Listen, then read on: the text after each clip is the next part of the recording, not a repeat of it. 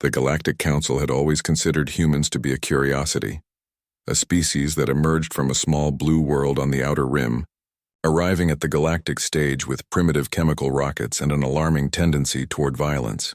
They were tolerated, perhaps even pitied, but never truly respected.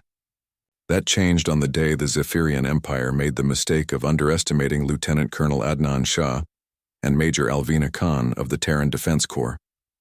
The crisis began when the Zetherians, a species of crystalline beings who had dominated 3 star systems through overwhelming numbers and energy-based weaponry, decided to claim the human colony of New Karachi.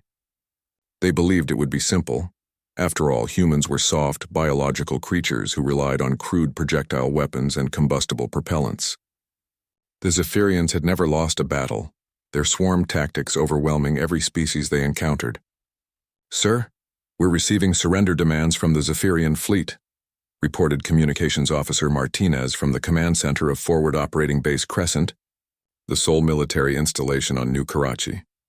Lieutenant Colonel Adnan Shah, a weathered veteran with calculating dark eyes, studied the tactical display showing 47 Zetherian warships in high orbit. His second-in-command, Major Alvina Khan, stood beside him analyzing enemy formations with the methodical precision that had earned her a reputation throughout the Defense Corps. 47 ships against our garrison of 800 personnel, Alvina observed, her voice steady despite the odds.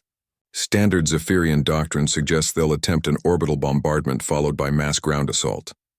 Adnan nodded, his mind already working through contingencies that few other species would even consider. They're expecting us to surrender or die gloriously in a hopeless last stand. They don't understand what a human professional army actually is. The Zetherians had studied human military history, but they had fundamentally misunderstood it. They saw the charges at Balaclava, the stands at Thermopylae and the Alamo, and concluded that humans fought with emotion rather than intellect, preferring dramatic gestures over tactical victory. They had never encountered the other side of human warfare, the cold, calculating professionalism of career soldiers who viewed war not as glory, but as a problem to be solved. "Begin Protocol 7, Adnan ordered, referring to a contingency plan that existed in the deepest classified files of human military doctrine. What happened next would be studied in military academies across the galaxy for generations to come. The Zetherians began their attack as predicted, with orbital bombardment targeting obvious military installations, but the humans had anticipated this, evacuating all personnel to hardened bunkers that appeared to sensors as natural rock formations. When the crystalline warriors descended in their landing craft, they found empty buildings and silent streets. Then the real battle began. Major Khan had divided the garrison into 24 independent fire teams, each equipped with portable quantum-dampening fields, technology that the Zetherians' energy weapons couldn't penetrate. These teams moved through tunnel networks that had been secretly excavated over months, emerging at precisely calculated points to engage the enemy with concentrated kinetic fire. The Zetherians, accustomed to overwhelming their enemies through superior numbers and energy projection, found themselves facing something they had never encountered: human combined arms tactics executed with mathematical precision. Every movement was coordinated, every shot calculated for maximum effect. There were no heroic charges or dramatic last stands, only the methodical application of firepower at the most vulnerable points in enemy formations. Team 7, enemy formation at grid reference 247339 shows crystalline matrix stress fractures. Alvina's voice crackled through the comm system. Concentrate fire on stress points Alpha through Delta. Team 12. Provide overwatch from elevation 1,200 meters. The Zetherians discovered that humans didn't fight with the rigid predictability of other species. When their command structure was disrupted, human units adapted instantly. When cut off from communications, they continued to execute mission objectives using initiative and training. When outnumbered, they used terrain, timing, and technology to multiply their effectiveness. Lieutenant Colonel Shah had studied every battle the Zetherians had ever fought, analyzing their tactics, identifying their weaknesses, and preparing counters for every possible scenario. When the enemy attempted to regroup in the city center, they found it seeded with delayed activation mines. When they tried to establish a firebase on high ground, human snipers equipped with rail rifles picked off their commanders from impossible distances.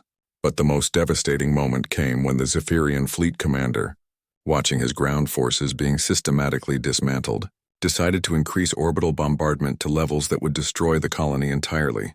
That was when he learned about human contingency planning. "Sir, massive energy signatures detected throughout the system," reported his sensor operator. "Unknown contacts approaching from multiple vectors." The Terran Defense Corps had anticipated this exact scenario. Hidden throughout the system were automated defense platforms, deployed months earlier and lying dormant until activated by specific tactical conditions. As the platforms came online, the Zetherian fleet found themselves surrounded by firepower they hadn't known existed. The battle ended not with a glorious last stand or desperate victory, but with the methodical destruction of the Zetherian invasion force by soldiers who had planned for every contingency, adapted to every challenge, and executed their mission with the cold professionalism that defined human military doctrine. When news of the battle reached the Galactic Council, the reaction was profound silence. The Zetherians, who had never lost a battle, had been completely defeated by a force barely 1/20th their size. But it wasn't the victory itself that shocked the galaxy. It was the nature of it. "They didn't fight like warriors," observed the Altarian delegate in the emergency session that followed. "They fought like machines, but thinking machines. Machines that learn and adapt." Ambassador Chen, representing Terra, stood before the assembled delegates and delivered words that would echo through galactic history. "You've spent so long watching our movies about heroes and reading our stories about glory that you forgot to study our actual military doctrine. What you encountered wasn't human emotion or human desperation, it was human professionalism. The difference is why your fleet is debris, and our people are still alive." Colonel Shaw and Major Khan returned to Terra to find themselves studying not just a tactical victory, but a moment that redefined humanity's place in the galaxy. The species that had once been dismissed as violent primitives was now recognized for what they truly were: the most dangerous military force the galaxy had ever seen, not because of their weapons or their courage, but because of their ability to turn war itself into a science. The galaxy had learned a lesson that would never be forgotten. Never underestimate a human professional army.